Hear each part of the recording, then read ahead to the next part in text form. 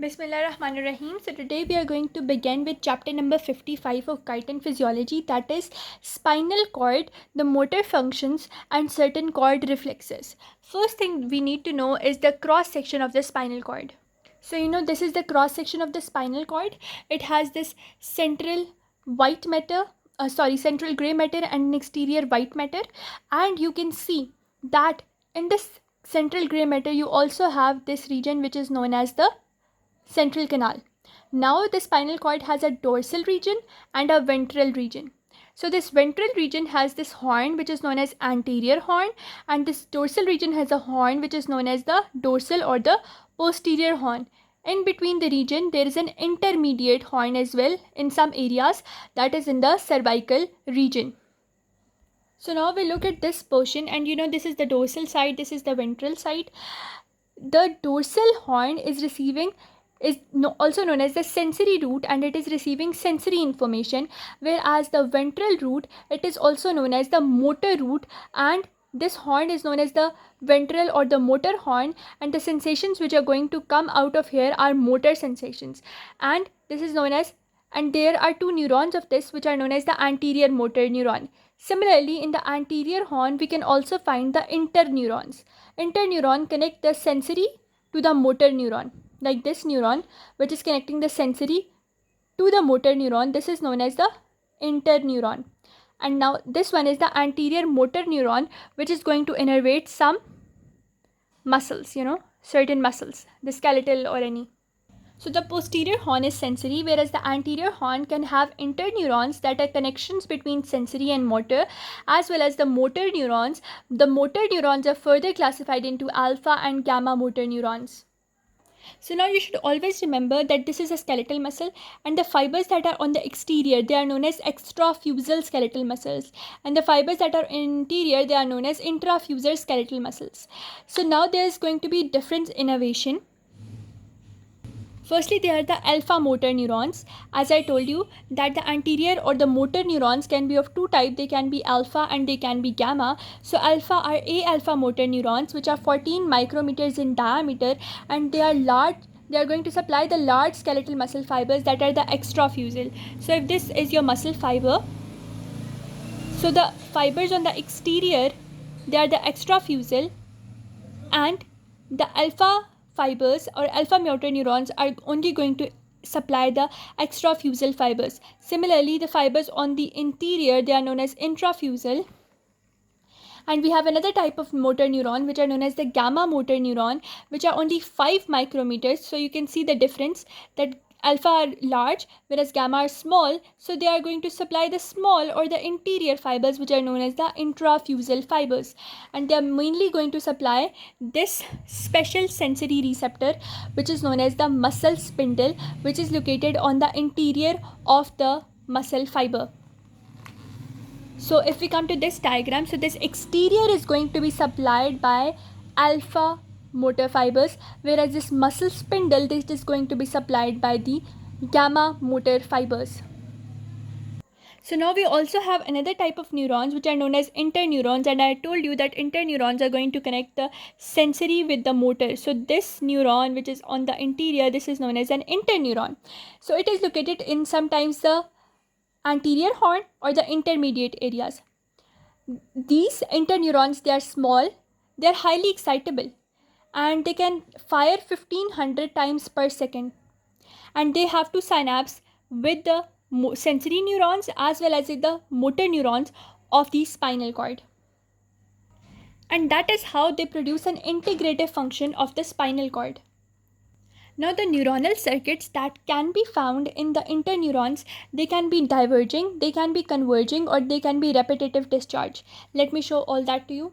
So the fibers can be this, they are diverging in the same pathway. The fibers can be this, that are diverging into multiple pathways, or the fibers can now converge, that are multiple sources coming to the same neuron. Similarly, this converging can be the same neuron is sending multiple brackets to a same, that is, it is going to increase the frequency. In this case, it is a multiple source and it is a single source, and both of them are going to increase the frequency, whereas the diverging, they are going to decrease the frequency. And then we have the repetitive discharge pathway, in which there is going to be self-excitation. This is an input, and input is going to excite the interneurons, which are going to themselves excite them again. So this is known as a repetitive discharge. Also, they are saying that every signal or sensory signal that is coming from the brain, it is going to terminate on these interneurons, and there are very few signals which are going to directly terminate onto the anterior motor neurons. Okay, now we are going to discuss another type of cells which are known as the Renshaw cells, which allow the lateral inhibition, and they are inhibitory type of cells, and they can also be found in the anterior motor neuron and the lateral inhibition. And what is the main purpose of this? To focus or sharpen. For example, you have this signal, this nerve, and it is sending out multiple signals. Okay, so what is it going to do when the signals are spread in multiple paths? That is divergence pathway. What will happen? The strength of the signal will damp down. So to increase the strength, there is lateral inhibition, which is going to actually remove the background sensations and only focus or sharpen it in a single pathway. That is done by the Renshaw cells of the anterior motor neuron. So you can see this is the Renshaw cell, and it is going to send inhibitory responses to the alpha motor neurons, and these are mainly done to damp down other or background sensation and focus or sharpen a single sensation that is passing. And these, they will be located in the anterior horn. That is, they will be located in the anterior horn of the spinal cord. So anterior horn has interneurons, motor neurons, and Renshaw cells. In certain cases in the spinal cord, there are these type of fibers like this. They are going to have a connection between the whole spinal cord in the longitudinal manner. This pathway, this is known as the tract of the Lischer, or these are known as the propriospinal fibers. They are mainly in the posterior cord roots. They provide pathway for multi-segmental reflexes. Multi-segmental means in which different segments of the spinal cord are involved, like the thoracic segment is involved, cervical segment is involved, like in the case of performing some, you can say, coordinated function like doing gymnastics, etc. That requires coordinate movement between the forelimbs and the hind limbs. That is why these propriospinal fibers, or these type, the tract of the Lischer, they are going to play their part in this mechanism. So I told you that there was a muscle spindle was known as a receptor when we were doing that extrafusal and intrafusal fiber thing. So let me tell you, there are two types of sensory receptors in the muscle, which are muscle spindles and Golgi tendon organs. Let me tell you and show you them. So I told you that these external fibers, they are known as extrafusal fibers innervated by alpha motor neurons. Similarly, these fibers on the inside, they are known as the muscle spindle, which is actually a receptor. Similarly, a similar receptor is going to come from the tendon, and this receptor is known as the Golgi tendon organ. Both of them, they are going to travel through the sensory nerve or the sensory root of the spinal cord, and they are going to have a connection with the motor nerve. So this is a feedback type of response. So a response is going from the muscle spindle or the Golgi tendon organ into the sensory root, and from here a motor response is coming. The motor response can be any type of response that is in coordinates with what type of sensations are being sent by the muscle spindle or the Golgi tendon organ. Also, this muscle spindle is going to detect the change in the length, whereas this Golgi tendon organ is going to detect the change in the tension. So it is going to detect either length or rate of change of length, and this is going to detect, the Golgi tendon organ is going to detect tension or rate of change of tension. So everything that was there, the muscle spindle, Golgi tendon organ, the muscle spindle are going to detect the length and change in length, whereas Golgi tendon organs are going to detect the tension as well as the rate of change of tension. All of that has been studied. Now we need to have another idea that, so in our muscle cells, we also have in the muscle spindles, we have two types of fibers. One is the nuclear bag fiber, in which all these nuclei are clustered or clustered in a single region. That is why they are known as nuclear bag fibers, and they are part of the muscle spindle. Similarly, we have another fiber in which the nuclei are arranged in a single straight pathway. This is known as the nuclear chain fibers. So the nuclear bag and the chain fibers are there. They are part of the muscle spindle. And one thing that you need to know is that there are primary endings. The primary endings are going to have connections with the nuclear bag as well as the nuclear chain fibers, but the secondary endings, they are going to have only connections with one of the fibers. Now we are going to discuss the structure and motor innervation of muscle spindle. As we know, the muscle spindle is always going to have extrafusal as well as intrafusal fibers. The intrafusal fibers are 3 to 12 tiny fibers, whereas extrafusal fibers are large fibers, and I told you that extrafusal fibers had A alpha motor innervation, whereas intrafusal fibers also had the A gamma motor innervation. And in the middle region, there is going, for example, this is a muscle spindle. I make it like this, and they tell you that only this, the endings, they have actin and myosin and they are contractile, whereas this middle portion, it is not contractile and it does not have any actin or myosin filament. And this whole muscle spindle is itself a sensory receptor which is going to send the impulses which are going to go into the spinal cord. So if we have this muscle spindle, it is going to send, since it is a muscle spindle and it's a sensory receptor, and as always I told you with this diagram of mine that receptor sends the information via its nerves. So these nerves are also known as the afferent nerve. Afferent means that nerve which are going to send the signals away. So the impulses from the extrafusal fibers, they are going to be sent by the A alpha afferent fibers. Similarly, from the intrafusal fibers, the responses are going to be sent by the A gamma afferent fibers. So as we know, muscle spindle is going to detect the length as well as the change in length. For example, the whole apparatus is contracting, so that will produce a change in length. But if the end portions are contracting in the intrafusal fibers, then we will detect the change in length as well. Now for the afferent endings, there are two types of afferent ending, primary and the secondary afferent endings. To explain this whole procedure, let me go to a diagram. So these are nuclear bag fibers, these are nuclear chain fibers. So there are primary endings or primary afferent fibers. So as I told you, from the receptors, always there is going to be a afferent which is going to the spinal cord, and from the spinal cord, our efferent is going to come. So now we are going to discuss the afferents, and the afferents can be of two types. One is the primary and other is the secondary afferent. So this one is the primary afferent which innervates both the nuclear bag and the nuclear chain fibers, and it's annulospiral and it goes via the posterior horn, which is also known as the sensory horn. Similarly, there are which innervate the endings. These fibers which innervate the endings or the sides, these are known as the secondary afferent fibers, and they will travel via the same pathway, that is the posterior horn, which is also known as the sensory root.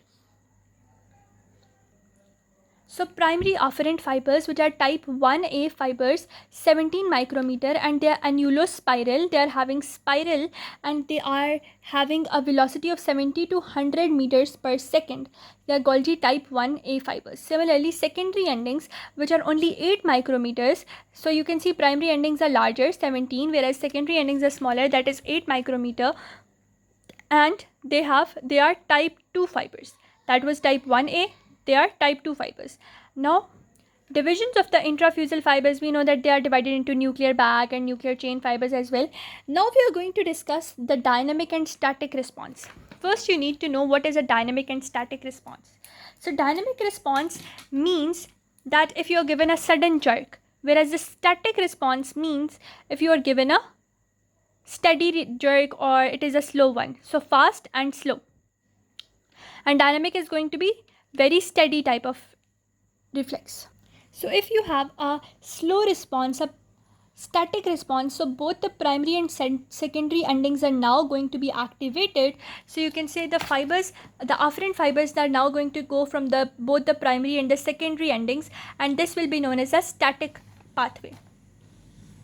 But when we come to the dynamic response, that is a fast response, that is a sudden increase, then in the dynamic response only the primary endings are going to be involved. That is why the 17 micrometer long endings, which are annulospiral endings, that are going to be involved only, and the secondary endings are not going to be involved. Secondary afferents are not going to be involved.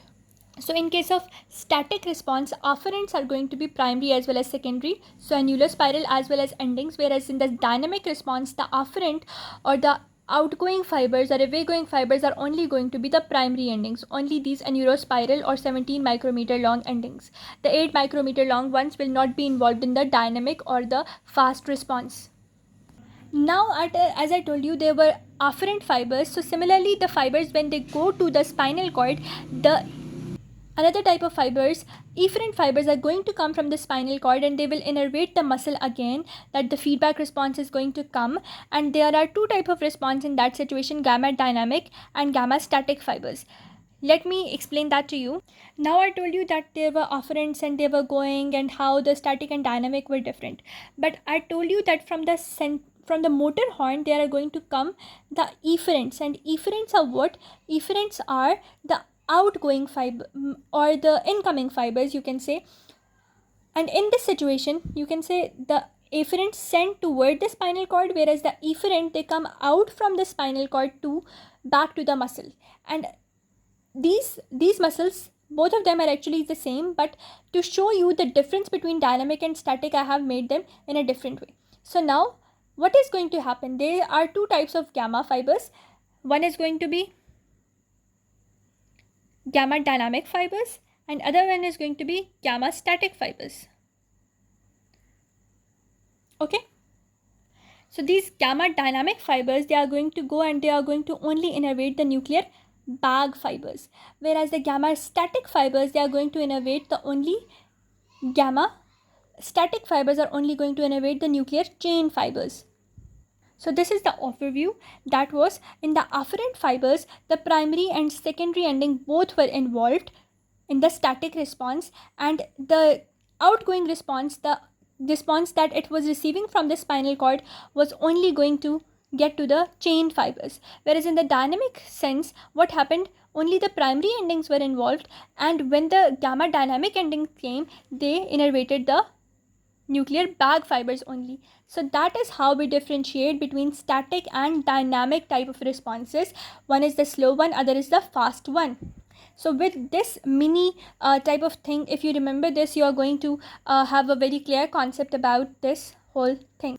As I told you that your muscle spindle is only going to detect the changes in the length, that are stretching of your muscles, etc. So what is going to happen if there's a stretching of the signal, if there's the stretching of the you can say the muscle, what will happen? A positive signal will be produced. And if there is a negative signal, in case there is no stretching of the fiber. Whenever there is excessive stretching, there is positive signal because of increased number of the stretch. Whereas in the case of reduced impulses, reduced stretch, we are going to have negative signal. In the next part, we are going to discuss the muscle stretch reflex. Let's meet in the part 2 of this chapter.